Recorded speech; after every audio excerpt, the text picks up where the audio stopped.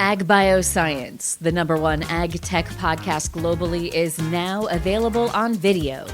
Hear from leaders and innovators across food, animal health, plant science, ag tech, and agriculture. Mondays at 6 a.m. on YouTube or wherever you get your podcasts. While you're there, subscribe and leave us a review. It's the Ag Bioscience Podcast with Agronovis Indiana. Get more information at agronovisindiana.com. The internet changed how we work. AI is changing what work gets done. A bank cut loan processing from days to hours. A student built an AI scheduler, improving on-time delivery from under 70% to over 90%. Most teams know AI matters, but aren't sure where to start. InAI is Indiana's statewide AI adoption effort, built with industry, academia, and community partners, helping you move from understanding to action. Visit inaiready.com. This is Inside Indiana Business Radio for the afternoon of Wednesday, June 24th, 2026. I'm Alex Brown.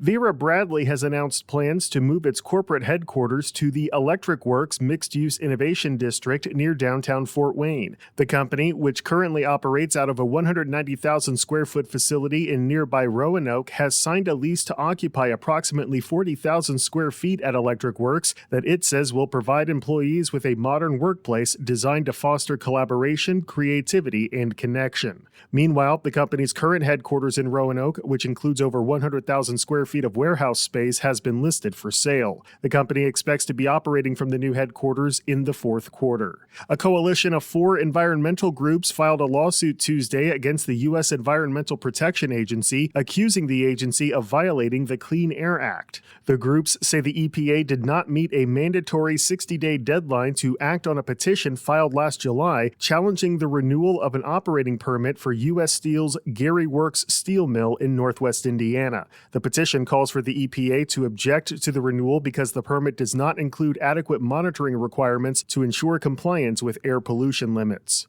Officials in Bluffton cut the ribbon Tuesday on the new Wells Community Aquatic Park. The facility is being built as a transformative recreational summer destination for families throughout northeast Indiana. Attractions at the park include water slides, a lazy river, aqua climbing wall, ninja warrior course, and shaded gathering areas. From the #1 source for Indiana business news, this is Inside Indiana Business Radio.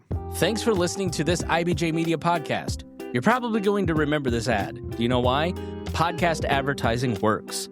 85% of listeners recalled hearing an ad during a podcast, and 70% of podcast listeners have acted after hearing an ad. So whether you're looking to be heard across the entire IBJ Media Podcast Network, sponsor one of our shows, or just start with a 30-second ad, IBJ Media can help. Contact advertise at ibj.com to learn more.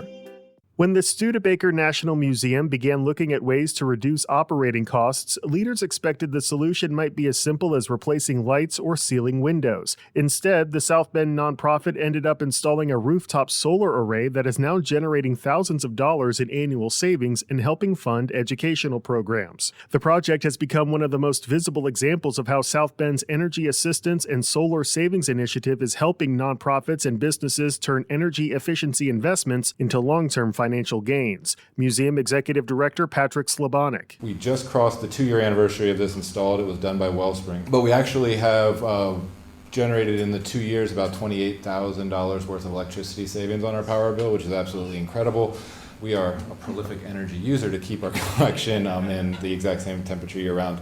But this system has become a remarkable tool, and that actually equates to about 50% of our exhibition budget for the year, or adding 100% to the programming and education. And that's why you see us doing a lot more things like summer camps, like lectures that are free to the public and things like that, is because we have those extra resources in our budget. Rather than providing direct funding, the program helps organizations identify the projects that will deliver the greatest return and connects them with financing partners to help bring those plans to life.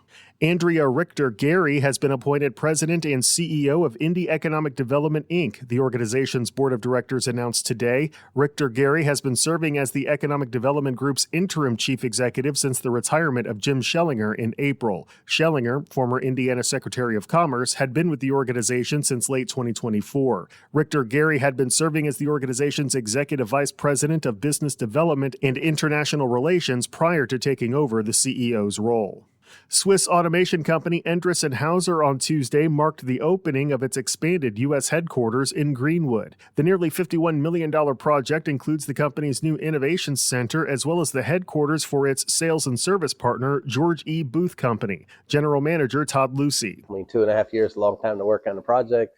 Really taking all the things we thought it would be. This is well exceeding our expectations of being able to do. And I would say pride too, right? I mean, there's proud moments to see the team deliver what they said they would deliver, and to see now the use of this facility we're standing in. The 108,000 square foot facility is expected to house up to 190 employees over the next decade.